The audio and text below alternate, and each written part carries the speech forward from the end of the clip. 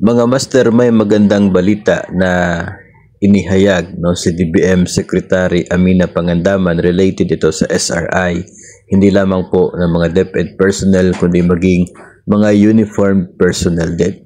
Ayon po sa DBM Secretary ay first time in history po ito, maximum amount ng SRI ang matatanggap ng mga kawani ng DepEd. Galing po sa 15,000 noong 2022, 18,000 noong 2023, at magiging 20,000 daw ito ngayong 2024. Maging ang mga PNP personnel din, galing sa 12,500 noong 2023 to 20,000 ngayong 2024. At maging ang AFP, BGMP, BFP, Bucor, Coast Guard, NAMRIA, lahat po yun makatatanggap ng 20,000 na SRI ngayong taong 2024. So DBM Secretary na po ang nagsabi nito, kaya sigurado po tayo na matutuloy po ito.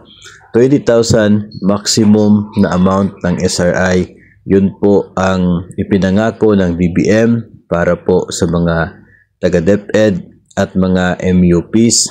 Ang sa atin na lamang ngayon ay kung kailan yung release, which is depende po sa agency. Para po sa DepEd, depende po sa mga division offices. Of course, maghihintay pa po yun ng pondo yung mga division offices na yan para meron silang maibigay sa kanila pong mga nasasakupan. Yung mga uniform personnel naman po ay mag-abang-abang na lamang sa mga legitimate na Facebook page ng inyo pong agency, nang sa ganun ay malaman po kung kailan yung release para po sa SRI.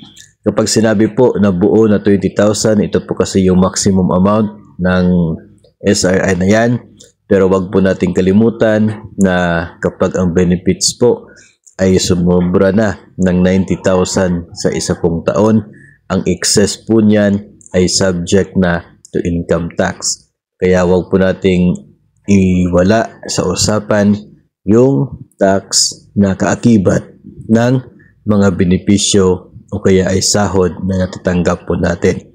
So let's expect na mayroong tax deduction pa yan, nang sa ganun ay hindi po tayo masasaktan kapag darating po yung SRI. So mayroon pong dalawang options yan, tulad po ng mga nangyayari in the past. Yung iba ay deducted kaagad upon release, yung para po sa tax. Yung iba naman ay ibibigay ng buo, tapos yung tax ay dinideduct po nila the following year, galing po doon sa sahod.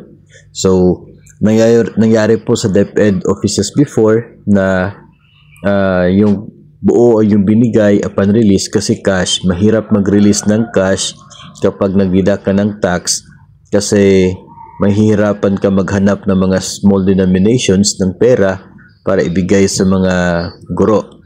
So ang ginawa ng mga opisina before, since up to the last centavo yung usapan, ay binigay na lamang ng buo, tapos yung tax sa 2024 na nag-deduct. Pero kung direct po sa ATM, walang problema, mabilis lamang yung pag-deduct sa taxes. Walang problema, mabilis lamang yung pagbigay ng exact amount kahit up to the last centavo pa yan. So, abangan na lamang po natin kung ano po yung magiging diskarte po ng iba't iba pong opisina.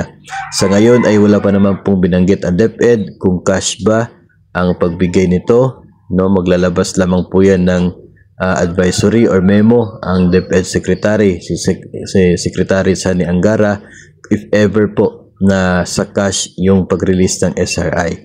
Pero kung wala pong advisory, walang memo tungkol po doon sa cash release, let us expect na direct po sa ATM account ang SRI 2024.